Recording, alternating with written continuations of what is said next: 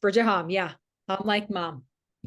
Teammates, we are back once again. If this is your first time listening to the Move Swiftly podcast, welcome to the number one show on innovative teamwork. Great to have you. Looking forward to having you back for more. Thank whoever brought you here. And shout out again, I do have to shout out podmatch.com for hooking me up with some of the most incredible people. I can't say enough about this organization that has revived the guest element to this show. You guys know for a long time there I was doing a lot of solo episodes, but when I discovered Podmatch, it brought in a brand new energy. So shout out to you, Alex. We still got to connect. I know you're out here in Florida. A lot of people have been telling me, we got to collaborate for sure. And I say all that to say, regular listeners, here we go again. You guys know what to expect when you hit that play button. Whether it's just myself or a guest, there's going to be somebody here just getting you through the moment, getting you through the day, here as a teammate, here as somebody that is going to push you in a way that you can go more. Miss Bridget Hom, the mother of three boys. All right, you heard me correctly. Three boys, running her own business, staying in shape, all of the excuses that I've heard personally from a lot of the mothers out here as to why certain things aren't getting done. We are going to debunk all of that shit right now in today's episode. So make sure you tune in. Bridget, welcome to the show. How are you? As well, I am fabulous now that I'm here with you. Yeah. So I love that intro too. It got me revved up. I feel like I'm ready to go on the court or on the field right now. Yes. Like I said, I've been doing this for a while. I've learned the skill of podcasting, and there's so much I have. I mean, if you look at the world now, when it comes to the way podcasting works and the way people are leveraging it for opportunities, whether it's jobs, whether it's speaking gigs, whether it's conferences, I'm just so happy that during that pandemic, during 2020, and we're going to get into your story in a second, but during that time, I was going to Toastmasters to develop as a public speaker. And I'm so happy I Mm-hmm. made the investment in that. And I specifically bring up that time because that was actually when you made the shift in your life. A lot of people during that COVID time and that pandemic, we had a lot of decisions to make. And I was actually on your LinkedIn and you were talking a little bit about how you had three boys to raise and in virtual school, and now you're in this situation. So kind of walk us through a little bit, I guess, your background. But when you got to that point and you're at that crossroads, now it's like, hey, it's either sink or swim. The true entrepreneur comes out. So the microphone is yours. The microphone is yours. Well, speaking of leveraging is all about creating opportunities out of obstacles. And for many of us, I mean, 2020 was a year filled with obstacles. And for many of us, it felt overwhelming. Right. And I don't know about you. I mean, having three boys, there was no time for analysis paralysis. Yeah. But backing up, how did I get to this point here Yeah. with what I'm doing as a full-time entrepreneur? Mm-hmm. Well, I was on my way to getting Zoom divorced, and I moved out of my big, beautiful home Oh no. in 2020. Oh Yeah. yeah. This is stuff that I didn't even. Yeah. See, I'm listeners. I'm like you, man. This is stuff I didn't even know. I didn't research. Wow. Okay. I didn't even Oh, realize. it gets more fun. You're going through a divorce during this time, so there's no help. Well, there's help, but still, it's a Oh, difficult I time for you at Oh that yeah, point. yeah, yeah. I moved into an apartment with my three boys who were under 9 years old. Oh my And God. then it gets even more exciting. My job in the seniors industry disappeared due to the new safety regulations. And so literally with the new it's my job is gone, therefore my income is gone. And virtual school happened. So that's taking my time to take care of my three boys. And then on top of it, I have no income coming in. So Yeah. now I'm literally sitting in my apartment. I'm with my three boys. They're doing weird things like wearing 10 pairs of socks and like we're making new recipes. I mean, everyone at that time is like, I'm going to take up healthy cooking, right? Or Mhm. people, the alcohol sales went up as well. So Right. people were either drinking and, starting to self-sabotage or they were starting to get into the space where they asked themselves the question, what is next? What Mhm. am I going to do? Am I going to sink or swim? And so Bridge to Freedom coaching was just a side hustle at the time. I had a total of 3 clients. Mhm. And I got a random Zoom business networking link. Did you know what a Zoom link was I in did 2020?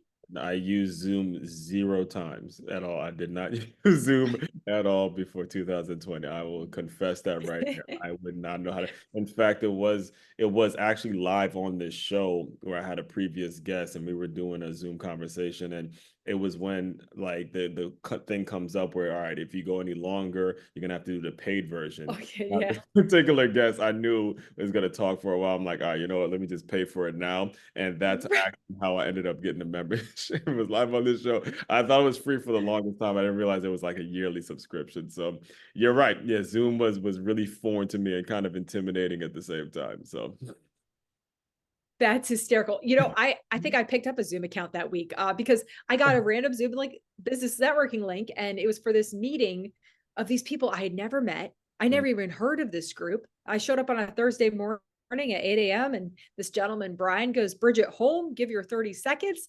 And I'm thinking, dang it, he mispronounced my last name. What am I mm, supposed to say here to these people? mhm. And honestly, what came out, it had to be divine inspiration because I just said, Bridget Hom, your Bridge to Freedom coaching. Are you ready to level up? Just off the And cuff. I had six Just off off the the cuff. Like it just came out of me. Honestly, I turned around. I'm like, who said that? Where is that woman? What just came out of me? Oh my God. And I had six clients within 6 weeks. Huh. And my programs were born. My group coaching experience, group sales trainings for companies, motivational speaking, my best-selling book, Stuck on Ready. And Yeah. I've had the opportunity to serve hundreds and influence thousands and get to a six-figure plus income Yes. since then during the hours of 8 a.m. to 3 p.m., Right. So which I there's think is an a lot. important fact. There's a lot of avenues and things I want to make sure we point out to the listeners with your story, because when a lot of people, and you can speak to this as well, when a lot of people get in business, Mm, they are so concerned with giving people what they think they want. They're so concerned with making sure mm, logos fancy, they have a great website and all the other trimmings that mhm. are easy for you to do. But you were, again, you're in a situation, I can only imagine. I teach now with a group of the boys that you probably were raised their age. So I could only imagine being in an apartment, a small apartment with three of them running around. So we won't even bring back those memories for you right now. But you know, Post-traumatic stress. yeah, it might just take you a different place. I want to kind of point out to the listeners that you, first of all, it came out of your heart. It came from just, hey, what are you about? And then when you develop those Absolutely. six clients, it was about what the clients wanted. Would you say that that's what Yes. birthed your programs? Would you say that's what kind of birthed your books and all the success you've had, is because you focused on what's going to be the need of the client versus, hey, I have this idea and I want to just give it to somebody, as opposed to, doing what you do. So kind of talk to that a little bit. Absolutely. And that was so well said because all I learned to do, and I put this in my book because the successful stuck on ready entrepreneur mindset is problem aware and solution seeking. Mm-hmm. So my number one goal was to ask people the right questions to help them be problem aware and solution seeking. Mm-hmm. And then if they presented a problem that I had a solution for, I said, I could absolutely help you with that. And so Right. that's what simplified the whole process. And I was always speaking to, like I said, marketing is SEO for your client's mind. Mm. It's not about my expectations of what I think you want, because Mm-hmm. that's the wrong mental team, right? Right. I don't know what you want unless I ask you the question. So Right. I anticipate showing up well and authentically and Mm-hmm. asking you the questions so that you can arrive at, I want more and better for me. Now, what sort of challenges do you get when you go about doing it this type of way? Because I know exactly what you're saying, but the issue with a lot of people is, first of all, it's hard to know that coaches like you exist. And when they do find you, it's kind of a habit. It becomes so ingrained in their system to do things their way, and not maybe take the hard coaching and things like that. So kind of speak a little bit to the way you navigate some of the challenges that come in the industry. Well, first off, always stay adaptable. Mm, In the world of entrepreneurship, you are adaptable, and that's a very positive word. right. Number two, I always say if you focus and simplify your approach to number one being always show up well and authentically. Right. Number two, just seek to empower the person in front of you no matter what. And empower means to give someone the authority or power to do something or Mhm, be something. mhm, And so when you start to get out of this expectation of, I need to have the right website, I need to have the perfect social, I need to be posting 7 times a week, I need to be going live, I need to be doing all these things, Mhm. it takes away from the authentic approach of just having a conversation with someone, Right. creating an experience with someone, and it's never the same. Any conversation that ever happens with you and me or somebody else, it's never the same. And so Mhm. that's what actually keeps you motivated as an entrepreneur and Right. excited, Mhm. and with the goal in mind of creating an experience with somebody in front of you. Right. So when you're talking about that, can you give some a couple examples of how you were able to do that when you were starting off? Because I was actually before we started recording, I was watching Yeah. you were at a keynote and something you could Oh, tell because I've been there as well, but the projector yeah. didn't work. The technology wasn't there. The people were eating. They had to command that room, and you did a great job because again, I've been in rooms like that where the whole projector blew out. In fact, I was in where was I? Coral Reef in Miami because I did workshops for kids, and the whole projector just Yeah, had to get it to work. And yeah. again, you have to be the show, you have to be the person, and you have to own that. So, talk a little bit about that too. 90% of our communication is nonverbal. Yeah. I heard this phenomenal speaker. He wrote the book Amplify Your Influence, and he says that if someone's eating in the room where I'm speaking at, I tell everyone immediately to put down their forks. Yeah. Yeah. So, I mean, I Put learned down that. So I learned that you got to command the room. If you're going actually, there was one speaking gig I did where the AD, he made it slight introduction, but there, a lot of these people are afraid to public. And this is just some advice for the up and coming public speakers, people that want to get Mhm. the people bringing you in are not public speakers, so they're not going to give you some grand introduction. It's not going to. Sometimes No, you got no. to just own the room. I remember doing one, and the AD was like, "All right, I'll just say what's up, but you're gonna be the one to speak, right? Because you got to grab them now." So I know that feeling for sure. Well, and the first thing I always do is, first off, you want to make people laugh. You want to create some relatability. And I always say the three things that you always sell people, whether it's an audience or Mhm. a prospect, is your authority, your credibility, and your relatability. Yeah, And the first one you put forward is relatability, yeah, because yeah. they're human just like you. And they don't Right, want to see you stuffy and trapped in the business in the box mentality. They want to feel alive. And it's right. your job to give them that energy. Right. Yeah. You got to feel the room. It's important that you feel the room because they're there, Mhm. that audience is there. And if you're not feeling the room, you will lose them. And this carries over into so many other facets of your life. So, I Mhm. do want to kind of want you to speak because I didn't even realize that there was a point where you were raising these boys while going through a divorce and all that. As your business Uh, is growing and building and you're mhm. navigating your family life, can you talk about Mhm. how the two were able to be relatable, as you said, and how you saw one improving than the next, and how were you managing that kind of that puzzle? So anyone who's ever met me, Hmm. and even actually, I set up this This is automation West on Palm Beach, LinkedIn. by the way, guys. We have to link up for sure. West Palm Beach for sure. Right. I love West Palm. Yeah. But Thank you one for of saying the that. I'm around too many. Some people are too negative about the city, so thank you for saying that. I love West Palm. Yeah, Yeah. I salsa danced there Yeah. for a long time. Yes. Adore it. Mhm. Yeah, it's a good. It's my people. But what I would say to that was very very early on realized that if I were going to honor my roles and my goals, Mhm. then I had to have set hours of operation.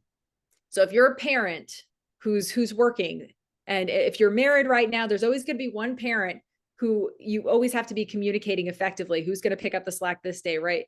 But for me as a single mom, I said no matter what, my hours are 8 to 2 at that time. They've changed to 8 to 3 now, but Hours 8 to 2. for your business for you that you're working on your business from Oh eight. yeah, Right. Okay. that was yeah, that was Mhm. for clients, prospects, prospecting, Mhm. networking, and content creation.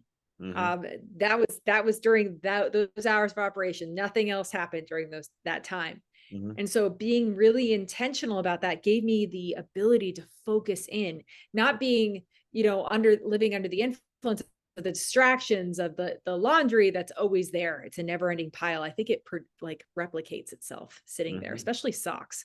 Right. Uh, but it was literally having those hours of operation and saying, this is what I'm going to do during this time. And I'm going to make sure that my tasks align with dollar signs. Mhm. Because many entrepreneurs, as you probably see too, Right. they get I'm all actually amped up guilty. I'm about the actually guilty of. visibility. Yeah, I'm guilty of what you're saying too. So you're actually speaking, speaking to me on certain things too. Mhm. But we want that Yeah, intentionality. We it's want that right. because if we've got one foot in our headspace in all the other things that we got to do at home and one foot in a business growth, people are going to feel it. We're not Right. going to be as effective. We're not going Exactly. to enjoy the conversations that we get to do because business and people are synonymous. Exactly. So Now, that's one thing that I said, and I followed that list. yeah, and the thing is, I want to sort of talk a little bit about the results that you may have seen because I teach and I've been Mhm. around a lot of families, Bridget, a lot of situations to the point where I don't even like asking parents about the situations when you see one drop one off and all that kind of stuff. I pay so much attention to the kid that when they're going through something at home, you can see it in their behavior. You can see it in the fact that they're kind of being rebellious. Did you think that Mhm. now it was inevitable, obviously, with your boys? Did you think that you were able to manage that process, like the way they were probably processing what was going on at home and were they misbehaving? Were the teachers now contacting you? Walk us through a little bit about how you Mhm. were able to navigate that. And I do love that point in terms of making sure that those hours were revenue generating activities. So that way you were able to show up because we've been in situations as a teacher where parents weren't there during certain times because I mean there was one where I'm in Palm Beach and the mother was in Jacksonville somewhere and she's calling trying to get someone to pick up her kid. It's an absolute mess. So I from the educator's perspective, I can appreciate someone like you who actually was intentional and made sure you were there as they were going through those certain things. So kind of talked about that a little bit. Yeah, I mean, obviously, divorce is detrimental. I Yeah, don't think anyone would disagree with that. absolutely not. That's never the desired state for anyone. You do the best you possibly can to make it work. Hmm. And if it doesn't work, then you still become the best version of yourself and make that your focus, and Hmm. then helping your kids to navigate that. So I made sure I was present after that 3 p.m. hour to Hmm. go bike riding with them, to make dinner with them, to do these things that to take care of the house and make it a home no matter what. These are Wow. very, very important things. And it was hard because let's as an entrepreneur, business is always calling, Yeah. opportunities are always calling, but what you will never regret and what I will never regret is honoring my roles before my goals, Mm. ever. And that's fun. It's very fascinating because how that's worked is it's made me more impactful in Mm. coaching, in business and life coaching. It's made me more effective because I know that I hold that space for you, for my clients. I say, listen, you, no matter how many business deals you will do, you will not feel fulfilled unless you have both. Mm. Unless you have both. And there Wow. is a way to do that successfully. So I remember actually a situation with my son, my oldest son. We were in the apartment, and he actually, I think I had been on a call. I don't remember what it was, Mm. or I was finishing up, and he trashed the entire apartment. My oldest, he was 9. I mean, and Legos were everywhere. Okay, have you ever stepped on a Lego? Yes, yes, It's that not is pleasant. not pleasant at all. No. But And so everything, I mean, everything was turned upside down. There was furniture turned up. And then I just calmly walked up to him and I said, "Is that it? Is there anything else you'd like to overturn?" Mm. And I said, and I said to him, and he probably didn't expect this. He was probably expecting me to punish him. But what I said to him was, "Thank you." And Mm. he looked at me like, "Oh man, mom's going to lose her mind." And I said, "Thank you for showing me what's going on inside of you. Mm. Thank you for showing me that." Mm. And I said, "I want you to, and I got him a pen and paper. And I said, I'm going to set a 2-minute timer. And I want you to write anything you want on this paper. You can say all the words." Mm. And he looked at me like, "All the words, right? A 9-year-old." I said, "All the words, anything you want." And so he did. And of course, he wrote a whole bunch of interesting words down there, as most 9-year-olds would, because he could get away with it. Right. And then afterwards, he was a different child. He looked like he was lighter. And then I said, "Okay, how do you feel now? What did you notice about yourself?" Mhm. Right? It's like I was angry, but now I'm not. And I Right. said, "Okay, so you can do this exercise Mm. when you feel this way." And now we have to clean up the living room and the kitchen. And he, Still have to clean up the mess. yeah. Well, first of all, I appreciate you so much for telling that story. I grew up very close with my mother as well. She was the one that got me into fitness. She was used to be the only one that listened to this show. And I, even as an adult, excuse me, would go to her and, what could I have done better? Could this have been better? Always giving that advice. And it's a lot of these little things that I remember growing up when I was his age that teaches you how to develop as an adult. It's going to teach him what he's looking for in a wife. He's going to teach him what he's looking for in a family, how they're trying to raise all that little thing of you holding yourself back and not wanting to absolutely cuss him out for the appointment. Because then really what good does it do? What good does it do if you go and yell at him, he tries to Nothing. be as strong of a personality as you have? There's no good because it's just going to be two people going at each other. You calm yourself down and you just let him get it off his chest. And I'm sure he's going to appreciate that for the rest of his life. So from the son's perspective, at least, I could thank you and all the mothers out there that are listening that should understand that whether it's a mother, whether it's a teacher, father, if you're an authority figure, Mm-hmm. young person's life, it's so important that you really let them get it out because I've seen kids in school who are going through some horrific things and we're wondering why they're doing it. And I've made the mistake of going at them and just two people going at each other, you get nothing done. But if you really listen to them, it lightens them and they're able to move on. And when it comes to your business and you have a book, it's called Getting Unstuck and Staying Ready and things like that, there's probably clients that you have in which you've had to go back and take on some of those lessons that you had as a parent and maybe kind of teach some of those same lessons. So I'll let you talk to that a little bit and we'll get more into like your business and how you serve people as well. Absolutely. Well, and as kids are always clear. They're always direct. They're always saying, this is what I'm going through in various ways, whether they're acting out, et cetera. But as adults, we are taught to keep it together no matter what, right? But the truth is, everything that we're digesting, our thoughts, words, actions, and emotions, will become a subconscious program. And eventually we will have to address those things.